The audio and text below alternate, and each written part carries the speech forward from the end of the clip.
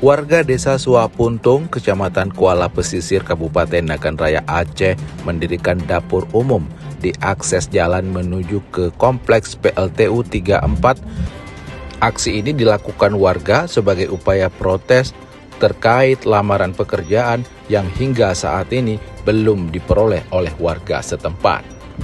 Warga mengatakan pihaknya akan terus bertahan di lokasi aksi sehingga tuntutan mereka dipenuhi pihak perusahaan. Dan hari ini kami menuntut kepada MPG surat lamaran yang setelah kami kirim ke MPG harus segera diproses. Kita di sini menutup segala hal aktivitas yang ada di dalam PLTU 34 dan semua aktivitas kita tutup. Masyarakat akan berada di sini baik sampai ada titik temu, baik sebelum ada titik temu, masyarakat bisa nanti ada tim kita di sini yang sampai 24 jam. Akibat aksi unjuk rasa, aktivitas di sekitar PLTU 34 Nagan Raya sepanjang Kamis masih terhenti. Dari Nagan Raya, Teguh Dedi Iskandar, Kantor Berita Antara, mewartakan.